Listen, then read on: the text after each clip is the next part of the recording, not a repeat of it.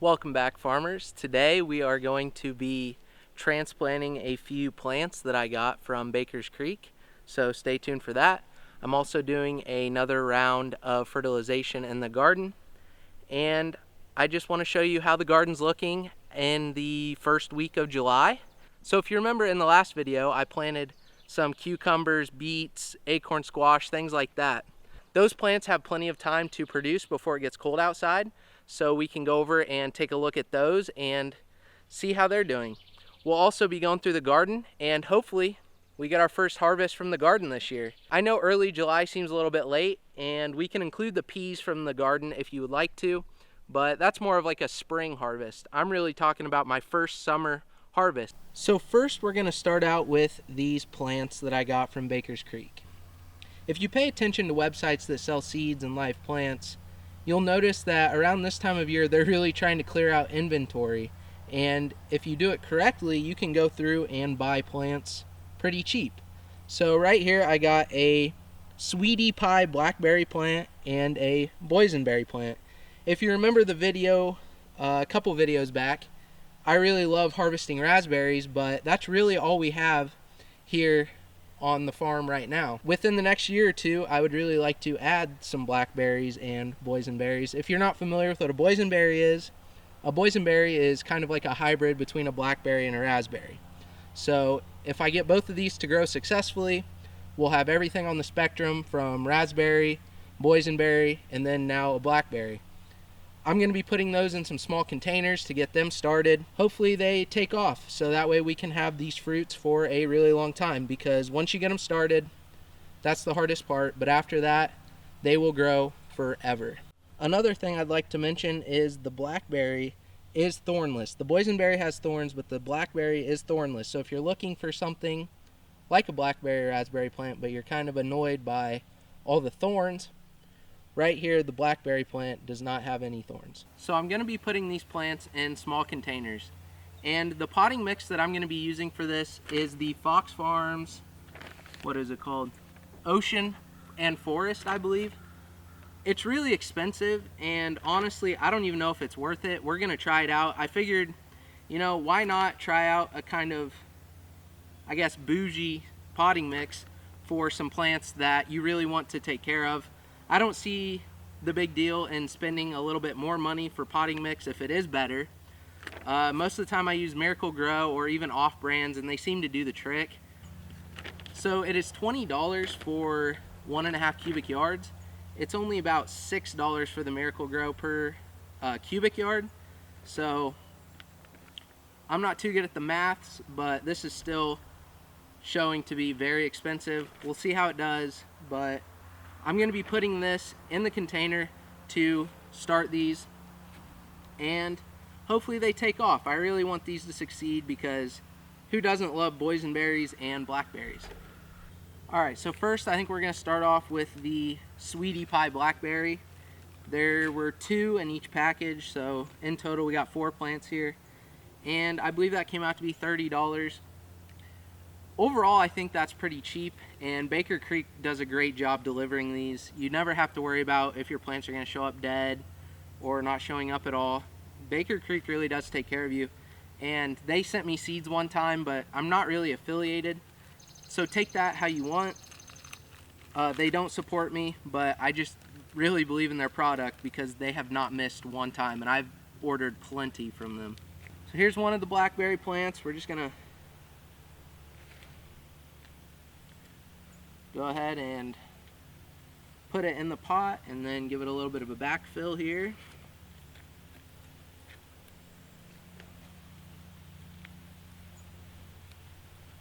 Alright, so there's one. I'm going to do the same thing for the other, and then we'll go through and do it for the boysenberry.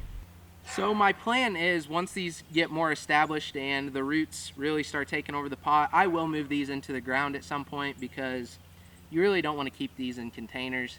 What raspberries and blackberries will do is they'll send out, I believe it's called a rhizome, underneath the soil. That could be wrong.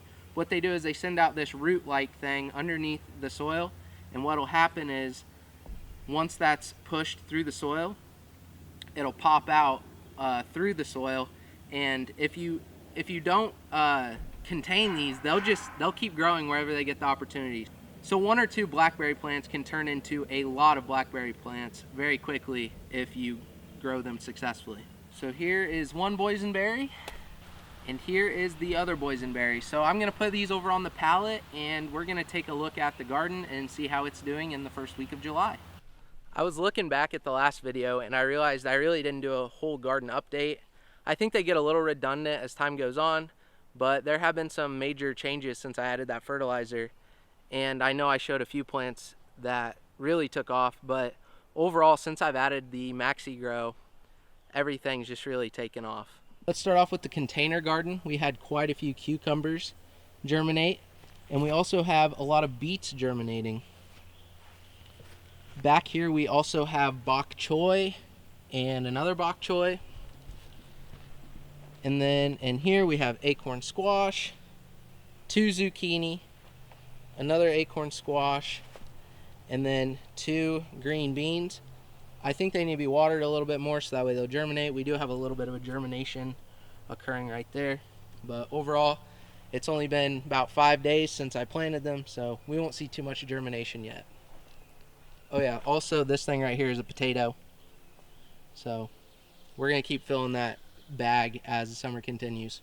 Here's where I put the blackberries. We have 2 KS white ties, a mystery tomato. I'm not sure what kind of tomato that is actually. We have our sweet potatoes, which are doing fantastic. All 3 bags. Really excited to see what those are going to look like by the end of the year. The banana pepper is producing flowers, so hopefully we're going to see peppers on there soon. And the golden bell pepper is producing a lot of buds, so there's a lot of promise from this one as well. Our dream catcher pepper is, well, I put a tomato cage on it because I had an extra one. And I said, why not? Because we need to take care of this pepper. It is growing very well since I started it, and hopefully it keeps growing as quickly as it has in the past. Right here we have some orange jalapenos, and it is producing some flowers. You can see some down there. So orange jalapenos doing well. Here's one of the stars of the garden. Right here is the sweet bonnet plant that I started in a grow tent back before Thanksgiving of 2021. So this plant's been alive for a long time, and it's finally producing buds. I really want it to keep growing a lot of foliage before I add some more bloom mix to it, because we want this thing to be strong and healthy before it puts off a lot of peppers.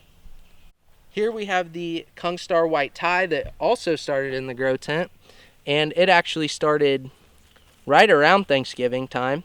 So this plant is getting really old, but hopefully it starts to put off some flowers here soon. And we also have the habanada cutting. This thing was originally a cutting on a habanada plant that I had in the grow tent, and I didn't even think that it was gonna root. So I threw it in some potting mix, and here it is now. I think it has this really cool structure. So it's barely off the ground, it's really curvy. So we'll see what it does by the end of the year. One of my most impressive plants, other than the original sweet bonnet, is this sweet bonnet cutting. This was just a cutting about 4 or 5 weeks ago that grew roots, and it's really taking off. The foliage looks nice, and it's already producing some flowers. You can see that one right there. So we have 2 sweet bonnet plants. One is the original plant, and this one is the cutting. Here we have some cucumbers, and we actually have a few baby cucumbers. Let me see if I can zoom in on here. Right there is a baby cucumber. Hopefully that one grows to full maturity here soon. You gotta stay on top of these cucumbers because one ripe cucumber and the vine will stop producing. We also have our acorn squash plant, which goes all the way over here. I don't know what the issue is with it yet, but we have no signs of acorn squash. I think we need to stay patient, but overall the leaves are really big, and hopefully it starts producing soon because I'm kind of worried. We have our lemon drop watermelon, and as you can tell, it's vining out quite a bit. It's running all the way over there, and it's also shooting off, I believe these are called tendrils. So it's shooting off a bunch of new tendrils, and it really wants to produce, because right here actually is a baby lemon drop watermelon. And then right next to the lemon drop watermelon, we have our 2 red meat watermelons, which they're taking their time, but they're still growing. And then we have the great wall of tomatoes. If you watched last video, I built this little trellis system, and it's actually working pretty good compared to the system that I had, which was no system. And ever since I trellised them, it's putting off, or all of the plants actually are putting off a lot of flowers. You can just see tons of them through here. There's some. Got a good bunch here and here. A ton down here. And then some over here. So hopefully, I thought the tomatoes were in bad shape, but they're actually showing quite a bit of promise right now, so that's surprising to me. Here is a plant in the garden that I keep forgetting to mention, and it is the hydroponic shishito plant. I don't know why I ignore it, because it actually has tons of peppers on it already. So as you can see, it has been producing like crazy. Those aren't even the biggest ones. There's a few over here, and I'm probably going to be harvesting a couple of these today. So stay tuned for that and see what I do with those peppers. But yeah, this thing is producing like crazy. All right, so for the main event, and something that I've been looking forward to since I started the garden in late spring, we finally have our very first harvest of the year, and I'll show you what it is.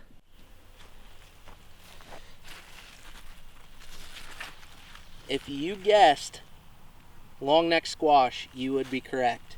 This thing, I'm gonna pick it. Might be a little early, but if you pick them early, it encourages the plant to keep producing. So that is exactly what I'm gonna do. We also have another one on here that I'm gonna harvest.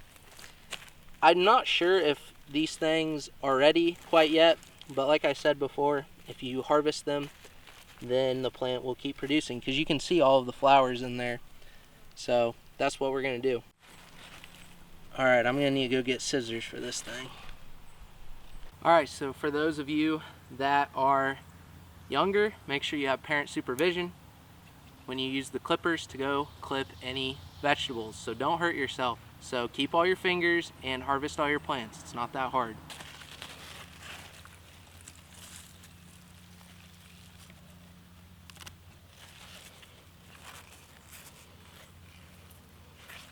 All right, so we harvested the long neck squash. It's not too big. That's okay. We're gonna get plenty more this summer. I'm also gonna go through and harvest some of those shishito peppers that are growing hydroponically. I'll show you what those look like here in a second as well. So I'm gonna get to that and show you what's up. All right, so I went through and picked the rest of the shishito peppers. You can pick them when they're green, because what a lot of people do is fry them in some oil and add Parmesan cheese, I believe is a common recipe. That could be completely wrong, but it sounds good, so you might want to try it. But here's what those look like. If you can tell, we got about 15 of them. And then here's that squash. That'll be it for this video. I know it was a short one, and I don't have too much to report this time. But if you want free seeds, DM me on Instagram and I'll send you the P.O. box. It's open, and the seeds are drying out and ready to be given to everybody when they send a self-addressed envelope. If you haven't subscribed, do so. If you haven't liked, do that. And also follow me on TikTok, because I've been posting very consistently on there, like I have my YouTube channel. So stay tuned. Thanks for watching. See ya.